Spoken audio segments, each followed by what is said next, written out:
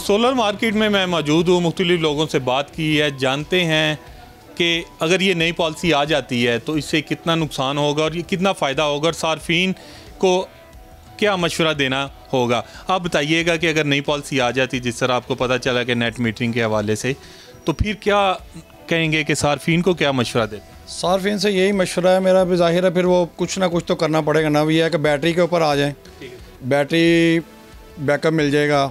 Battery lithium battery काफ़ी rate भी काफ़ी डाउन हो चुके हुए हैं, उसकी वजह से फिर ये है कि इसमें आ गई हुई है। अभी 48 वोल्ट है, 5 किलोवाट है, 10 है, 15 है। तो ज़ाहिर अभी इसका हल तो आवाम ने तो अपने से बेनिफिट तो चाहिए ना उन्हें, लेकिन सोलर की मार्केट अभी बिल्कुल डाउन है। उसकी वजह यही है कि गवर्नमेंट ने ये नेट मीटरिंग का जो इशू था वो उसे काफ़ी महंगा कर दिया हुआ है। तो आदमी जो वो नहीं लगवा सकता, ना कोई यूनिट का फ़ायदा है नेट मीटरिंग करने के। तो ये है कि बैटरी बेस्ट रहेगी, इसके अलावा और तो कोई ऑप्शन नहीं नज़र आ रही। भाई फ़ायदा ये है कि लोग अगर उसको बेनिफिट नहीं मिलता तो वो बैटरीज पर चले जाएंगे, इतनी बड़ी बात नहीं है। लेकिन फिर भी हमें बिजली की बचत जितनी होगी हम और रास्ता इख्तियार कर लेंगे इसके ऊपर। ठीक है, हाँ।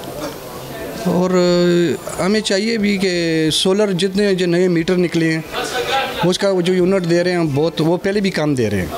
हमारी यानी बिजली की कैपेसिटी ज़्यादा पैदा हो रही है और हमें वो पैसे नहीं मिल रहे, यानी वो यूनिट हमें नहीं मिल रहे, तो उसकी वजह से भी हमें प्रॉब्लम है। तो हम आगे बैटरी पर ही जाएंगे और कुछ भी नहीं होगा। ठीक है, हाँ जी सर।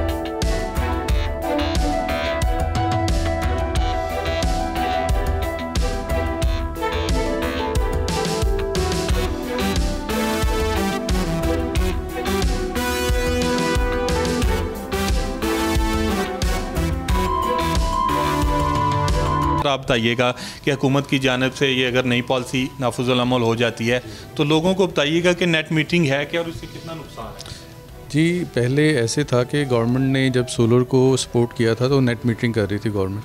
तो नेट मीटरिंग में ऐसे होता था कि जितने का यूनिट गवर्नमेंट सेल कर रही है उतने ही का यूनिट वापस लेती थी। वो तकरीबन 2700 रुपये रफली एस्टिमेटेड ये प्राइस पड़ती। अभी ग्रिड पे बहुत ज़्यादा लोड होने की वजह से गवर्नमेंट ने ये तजावीज़ दी हैं कि नेट मीटरिंग की बजाय नेट बिलिंग की जाएगी।